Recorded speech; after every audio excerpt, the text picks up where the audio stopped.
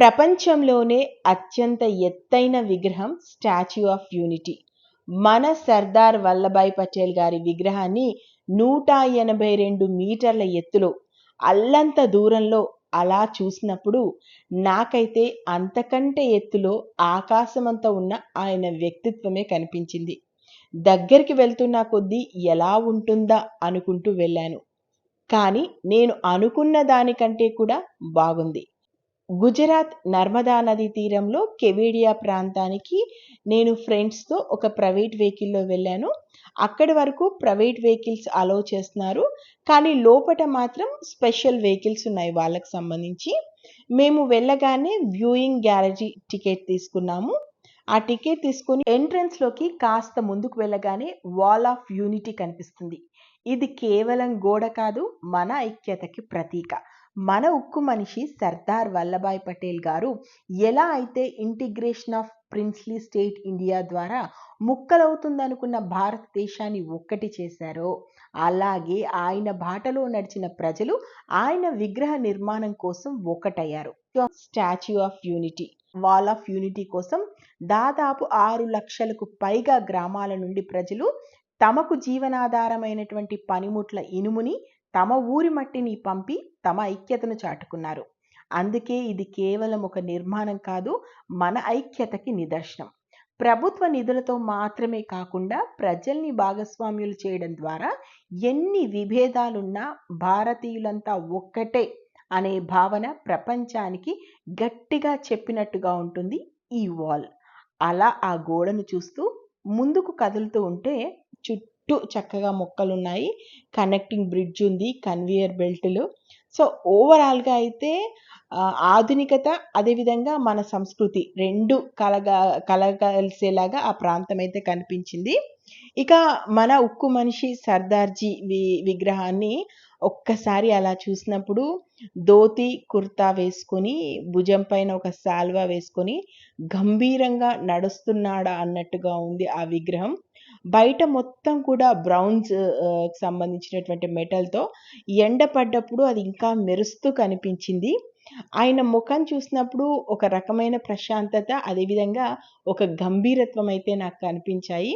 విగ్రహం దగ్గరగా వెళ్ళిన తర్వాత మనకి అడుగులో ఒక విశాలంగా ఉన్నటువంటి మ్యూజియం అయితే ఉంది. మనం ఫస్ట్ ఆ మ్యూజియంలోకి ఎంటర్ అవుతాము. అక్కడ పటేల్ గారి జీవిత చరిత్ర, భారత్ సంబంధించిన ఐక్యతా పోరాటము, అదేవిధంగా విగ్రహాన్ని ఎలా నిర్మించారు అనే దానికి సంబంధించి స్క్రీన్‌లు ఏర్పాటు చేశారు. ఏర్పాటు చేసి ఒక గ్యాలరీ అయితే అంటే మొత్తం స్క్రీన్స్ తోటి అక్కడ ఒక మ్యూజియాన్ని ఏర్పాటు చేసి ఉంచారు. అక్కడి నుంచి మనం లిఫ్ట్‌లో వెళ్ళాలి. అక్కడి నుంచి మేము వ్యూయింగ్ గ్యాలరీకి లిఫ్ట్‌లో వెళ్ళాము. మనకి వ్యూయింగ్ గ్యాలరీ అంటే 153 మీటర్ల ఎత్తులో ఉంటుంది. కరెక్ట్‌గా మనం ఆయన ఛాతీ భాగంలోకి వెళ్తాము. అక్కడ నిల్చొని మనం బయట చూడాలి. నిజంగా అదైతే అద్భుతంగా ఉంది. స్టాచ్యూ ఆఫ్ యూనిటీ లోపల మొత్తం ఇలా ఉంది.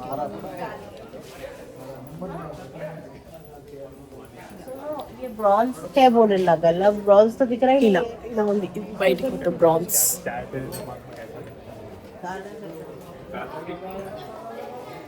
ఈ లోపల స్టాచ్యూ లోపల మొత్తం ఇలా ఉంది. మనం వ్యూయింగ్ గ్యాలరీలోకి వెళ్ళగానే ముందు స్టాచ్యూ ఎలా నిర్మించారనేది మనకు తెలియజేసి బోర్డ్స్ ఉంటాయి. మొత్తం కూడా లోపట అంతా కూడా స్టాచ్యూ ఎంత పటిష్టంగా ఏర్పాటు చేశారు, ఎంత ఎత్తులో ఏర్పాటు చేశారనేది, ముఖ్యంగా ఏవైతే ఇనుప కడ్డీలు, వాటి నిర్మాణము, వాటి కోసం వాడిన ఇంజనీరింగ్ టెక్నిక్స్ అవన్నీ కూడా లోపల మనకు చూస్తున్నంతసేపు అయ్య బాబోయ్! ఇంత ఎత్తులో ఉన్నామా మనము, ఇలాంటి ఒక స్టాచ్యూలో మనము తిరుగుతున్నామా అనిపిస్తది. ఆ లోపట మనము ఆ స్టాచ్యూని చూస్తూ తిరుగుతున్నటువంటి ఫీలింగ్ కూడా నిజంగా చాలా హ్యాపీగా ఉంటది. బయటికి చూసినప్పుడు నర్మదా నది, వింధ్య సత్పుర పర్వతాలు శ్రేణులు, సర్దార్ సరోవర్ డ్యాము అందాలన్నిటిని చూడొచ్చు. చక్కగా అనిపించింది. లోపల విగ్రహం ఎలా ఉంది, ఎలా నిర్మించారు అనే దాన్ని చూడొచ్చు. బయట చక్కగా ఈ ప్రకృతి సౌందర్యాన్ని మనం చూడొచ్చు. అలా లోపల సర్దార్జీ విగ్రహం లోపల తిరుగుతున్నంత సేపు నాకైతే ఆయన అచంచలమైన దేశభక్తి, 550 పైగా ఉన్న సంస్థానాల్ని భారత్‌లో విలీనం చేసిన విధానము, దేశ తొలి హోంమంత్రిగా ఆయన తీసుకున్న నిర్ణయాలు, ఆయన సంకల్ప బలంతో ఎన్ని అవరోధాలొచ్చినా ఒక ఉక్కు మనిషిగా నేటి అఖండ భారత నిర్మాణానికి శిల్పిగా మారినటువంటి తీరు, ఇవన్నీ గుర్తొచ్చి ఒక్కసారిగా మనసులో ఒక ఆనందం, ఒక అలజడి అనిపించింది. ఖచ్చితంగా మన పిల్లల్ని తీసుకెళ్ళి ఆ ప్రాంతంలో నిల్చోబెట్టి ఖచ్చితంగా మనం సర్దార్ వల్లభాయ్ పటేల్ గారి గురించి చెప్పి తీరాల్సిందే. సో విగ్రహము, ఆ చుట్టూ పరిస్థితి, ఆ లోపలంతా కూడా నాకైతే చాలా నచ్చింది. అలా అనేసి మనం కెవేడియాకి వెళ్ళినప్పుడు సర్దార్జీ విగ్రహం వరకు మాత్రమే పరిమితం కాదు. ఇంకా చాలా విషయాలున్నాయి అక్కడ. మనము సర్దార్ వల్లభాయ్ పటేల్ గారి విగ్రహాన్ని చూసిన తర్వాత కొంచెం దూరంలో మనం వెహికల్స్ మాట్లాడుకొని వెళ్తే అక్కడ చక్కగా మన ఫ్లవర్స్ వ్యాలీ కనిపిస్తది. అసలక్కడ అన్ని రకాలైనటువంటి, అంటే ఎక్కడెక్కడి నుంచో తీసుకొచ్చినటువంటి రకరకాల పూల మొక్కలతో ఆ ప్రాంతం నిజంగా అద్భుతంగా ఉంటుంది. దాని నుంచి ఇంకొంచెం దూరం పోతే మనకు జంగల్ సఫారీ ఉంటుంది. అంటే ప్రపంచ నలుమూల నుండి తెచ్చినటువంటి సింహాలు, పులులు, చిరుతలు, విదేశీ పక్షులు, ఇవన్నీ కూడా కనువిందు చేస్తుంటాయి మనకి. అలాగే యూనిటీ ఆఫ్ గ్లో గార్డెన్, ఇది మనకు రాత్రిపూట కనిపిస్తది. అంటే రంగురంగుల ఎల్ఈడి లైట్లతోటి జంతువులు, చెట్లు, శిల్పాలు ఇవన్నీ కనిపిస్తూ లైటింగ్ ఏర్పాటు చేసి ఉంటారు. అదేవిధంగా మనకి ఆయుర్వేద మూలికలతో ఉన్నటువంటి ఆరోగ్యవన్నీ కూడా మనం చూడొచ్చు.